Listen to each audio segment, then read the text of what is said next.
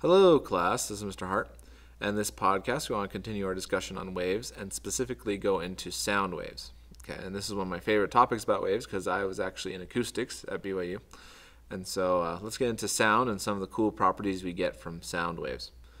So first of all, let's remind ourselves that sound is a longitudinal wave, okay, which means it compresses as it moves along or moves in the direction of travel. So we can still visualize the same, transverse pattern of a wave that we usually see it going up and down, but realize that in reality, sound is just compressing air particles together and pulling them apart. Okay, so when I speak to you, the air is propagating, right? It's getting pushed into each other as I move it with my mouth and my vocal cords, and that propagation travels as the sound wave. Then when you hear it, right, your eardrum will move back and forth from that propagated air, and that is how you hear sound. Okay, so it's a very simple wave. It's longitudinal. It compresses and decompresses air to propagate. Okay, so just like any other wave, we have things like wavelength and frequency, speed, and so we want to be specific and talk about all those for sound. Okay, so just to clarify, a lot of times we won't use wavelength and amplitude and stuff like that to describe sound. In common terms or in English, we usually use other words. Okay, so for example, you might say volume or intensity to describe how loud a sound wave is. In reality, what that means is you are describing the amplitude of that wave. Okay, so if you say, oh, that wave has a high volume or that sound has a high volume, really you're saying the wave of the sound has a high amplitude. Okay. Also, we usually use pitch to describe the frequency of the sound or the wavelength of the sound. Okay, that's how high or low the sound is. Okay, you could have really low pitch or really high pitch, right? Those are different wavelengths of the sound.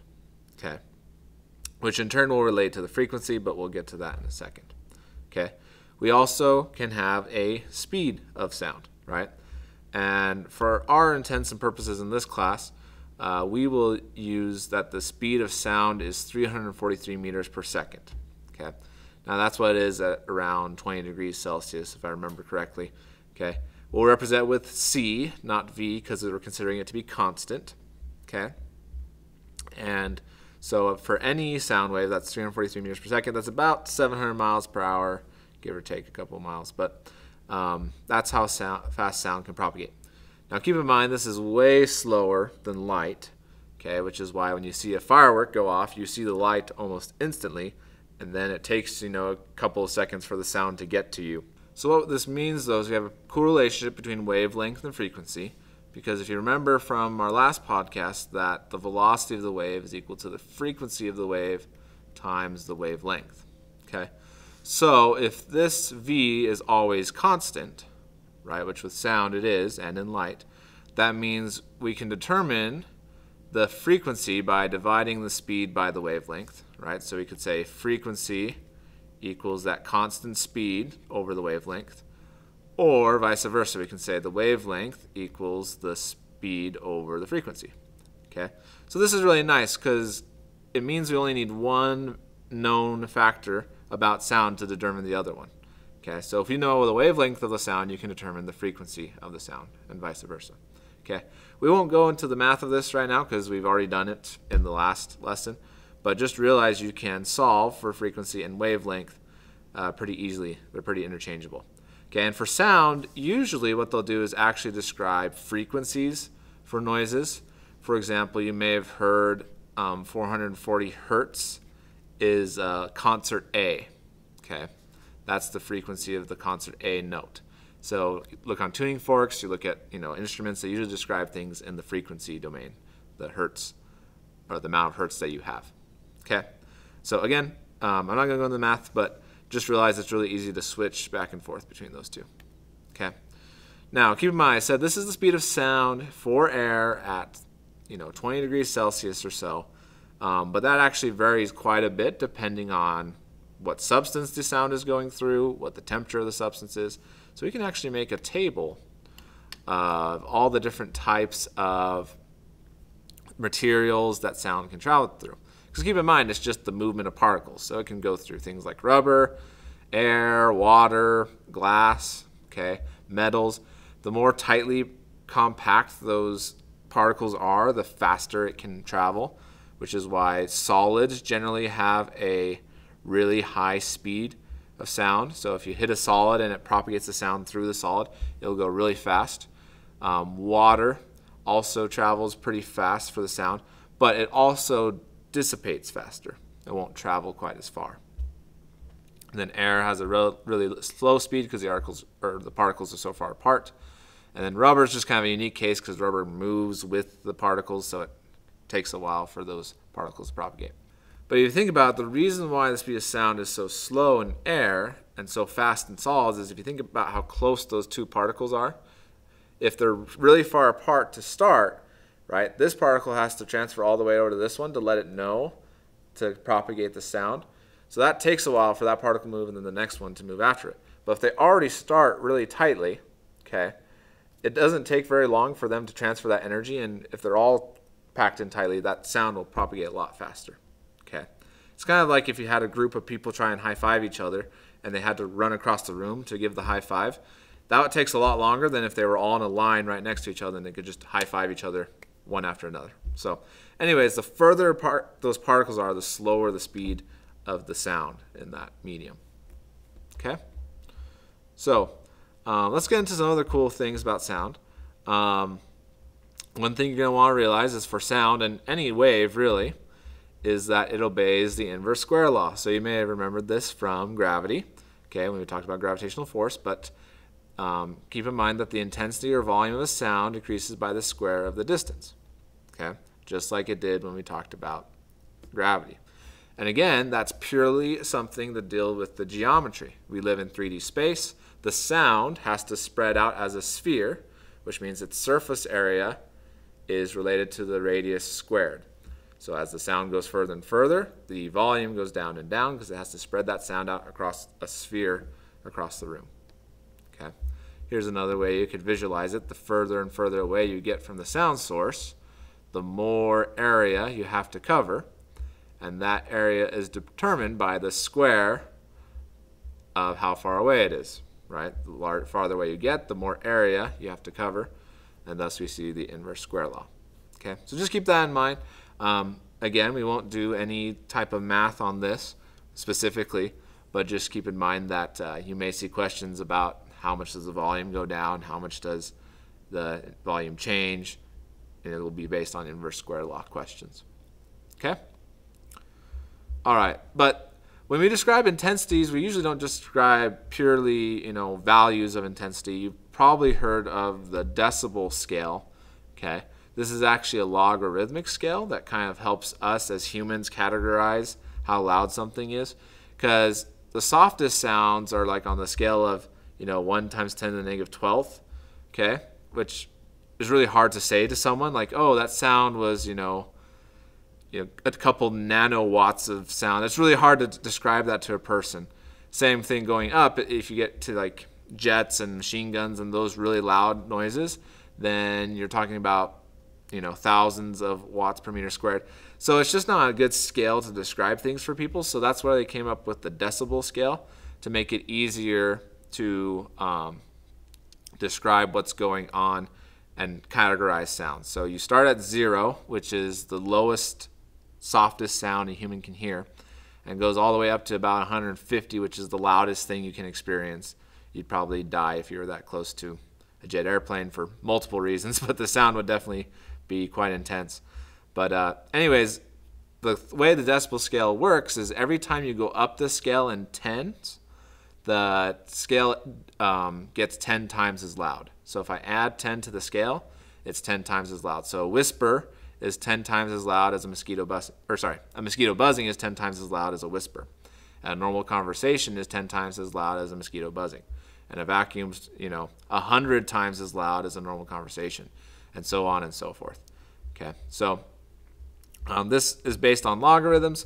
If you get into logarithms in math class, you may actually calculate decibel scale readings and things like that. But just think of it as a way of classifying how loud something is. Think of things that are louder than 100 decibels as being really, really loud, and things that are less than that being normal. Okay. So anyways, just so you know, you'll probably hear things described in decibel scales. Okay. So one of the cool properties of sound that I really want to focus on is what we call interference. Okay. And interference is true for all waves, but it's something we can measure quite well as humans with sound. Okay. So let's say you drop, a rock in a pool. You may see the ripples that come out from the little pebble that goes through the pool. Okay. Nothing crazy there, but if you drop 2 rocks or 2 pebbles, you can get an interference pattern. So as the waves travel out from the pebbles, they are going to start to interact. Okay. So if we think about just this pebble, if it was dropped, it would make, circles and circles around. Okay. And this one would just make circles and circles around if it was dropped. But because they're close to each other and because they're happening simultaneously, the waves are actually going to interact. Anywhere you see a crossing point of these 2 waves, something interesting is going to happen. Either they're going to cancel out or add together. Okay. So if you look at the original picture, we can actually see a couple of places where we get cancelings, which are these black marks, and really high amplitudes, which are these deep blues, okay, or light blues. So near here, we can see where they're canceling out and adding up, and then we can get patterns of places that are always interacting and places that are always canceling out, and we can get an interference pattern. Okay. So may not seem like much, but if we do this in a certain way, we can make sound get super loud and super soft by the way we interfere the sound together. Okay. So the 2 types of interference are relatively straightforward. We can have constructive interference when 2 waves interact and make a larger wave, or when they destructively interfere, they can interact and make a smaller wave, sometimes even canceling the whole wave out. Okay. So if we time this right, we can get 2 waves to interact together so that they make a much larger wave. Okay. Or we can have them try and interact in such a way that they get a much smaller wave. Okay. Think about the last time, you were jumping on a trampoline, for example. Okay. If you were like me when I was a kid, we always played that game where you try and get the people to jump at the right time so it launches your friend off the tramp. Okay. Everyone's done that. If you haven't, go do it right now. It's a lot of fun. But basically what you're doing is you're trying to time your compression of the trampoline, right? If you can get that to time just right, you can get a really large interference between you and your friend. So if you both jump at the right time, that wave will go through the trampoline, and then the person that's on the middle will ride that wave up, right, as it gets really large, and they'll shoot off the trampoline. But if you've ever tried it and you do it wrong, you get the opposite effect, right? You both jump, but you time it wrong, and those waves don't quite hit quite right, and they don't go anywhere. They just sit there because the waves actually canceled each other out. Okay. So similar scenario, right? But that's what you're doing, right? You're either trying to get them to combine to be much larger, or you're trying to get them to combine to be much softer. Okay. So if we had 2 waves and they're perfectly lined up, okay, perfectly in phase is what we would say, then we get a much larger wave that is the same wave but just twice as high, twice the amplitude. Okay, but which should be the same wavelength. Okay, if you want a really fancy word, this is what we call superposition. Okay, in physics, superposition means we can add waves together or add things together. Okay, but if those 2 waves aren't quite lined up, this one goes up when the other one goes down, we can get a destructive interference pattern where they're always going up at the same time the other one's going down, and you end up with just a flat line, just nothing. Okay. So if you think about, there's certain scenarios where you'd want constructive interference, and there's scenarios where you want destructive interference. Okay. I can think of one right now, just looking at this picture. This is kind of how noise canceling headphones work, right? If you don't want to hear outside sounds coming into your ear, what you need to do is you need to send the opposite sound wave into your ear at the same time. Okay, so you got a really loud, lawnmower going off in the distance. You're wearing those noise canceling headphones. what those noise canceling headphones do is they have a microphone listening to the sound that's coming in, and whatever sound comes in, they will actually flip it like we have here, right? It'll say, oh, we're getting this. I'm going to flip it to be the opposite phase, and they'll send that sound in too. And when they both come in at the same time, they interfere with each other, and you don't hear anything. Okay, so active noise canceling headphones are just sending in opposite sounds. Okay, which is pretty cool if you think about it. Okay. Another great demonstration of this is on this video. I recommend looking it up. It's just a student demonstration of destructive interference, but he gets two speakers. Okay, and what he does is he hooks them up backwards. So one is hooked up with the right cords, right, left, and the other one's flipped backwards. So it sends the opposite sound. So one's going in and out this way. The other one does the exact same thing, but it goes out then in. And so they're going opposite of each other. Okay, the actual frame of the speaker is going opposite physically. And so when you put those together, they will move with each other, which means they don't compress the sound wave and they don't make any sound. They destructively interfere. So he puts the speakers right next to each other and you can't hear anything, which is pretty cool. They're canceling out each other's sound waves. Okay? But if you want constructive interference, you want something to be louder, like in a movie theater or something like that, you can also do that, right? You could make sure they're synced correctly. They line up so the peaks match with the peaks, and you can get really loud noises, really loud sound throughout the whole stadium, right? So different purposes, you can manipulate the waves to have them interfere however you need, which is really cool. Okay. I also recommend looking up this movie, just a little YouTube video about where's the best place to sit in a theater, because even in a theater, some places may interact constructively, like near the front, the speakers may be really loud because they're constructively interfering. Okay. But certain seats might, destructively interfere. So you might get a softer sound than you want. Okay. It's not total cancellation, but there's, high parts and low parts of the theater where the sound is interacting better or interacting worse. Okay. Or interfering better and interfering worse. So that's also kind of a fun one. The answer ends up being about in the middle, 3 rows back, because that's where the sound engineers usually test the theater sound. But anyways, even in a room, you can have interference patterns. Okay, this is why also you'll see like those random blocks along the side of theaters and auditoriums. Those aren't just weird decorations. They are actually made to help absorb some sounds so you don't get a whole lot of interference between the speakers. Okay, so anyways, it's really quite cool. When they study sound in colleges and things like that and do research, they even have special rooms called reverberation chambers where they intentionally make the room super reflective so the sound interacts a whole lot. So you can see these boards hanging down and things like that to help cancel out certain patterns, but they also help other interference patterns to occur. So if you've ever been in these reverberation chambers, it's really cool because you can find really, really high parts of the sound where the interference is a lot, it's constructively interfering a lot, and really, really low parts of the sound where you can almost not even hear it because it's interfering so much deconstructively. Okay, so anyways, if you really start to think about it in certain scenarios, start to notice this interference occurring in certain areas, certain places in the movie theater, certain places in a room, things like that. So it's really quite interesting. Okay, the last thing I want to show you is I highly recommend a YouTube video called Acousticlevitation. It can be found at this link. But in this video, they actually take a water droplet and they place sound at the water droplet, and they interfere the sound wave just right that it can actually make the water droplet float. So it will just sit there in midair, right? So they got 2 speakers, both are playing really high intensity noise with certain wavelengths, and they're interfering in such a way that they can get the water droplet to just sit there, which is really quite cool. So I recommend looking that up as well.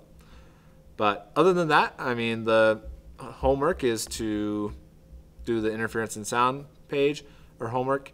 Again, the math for it is all stuff we did in the last lesson. You're just applying it specifically to sound, and then the interference concepts you'll need to understand. But hopefully that all made sense. Let me know if you have any questions, and thank you for watching.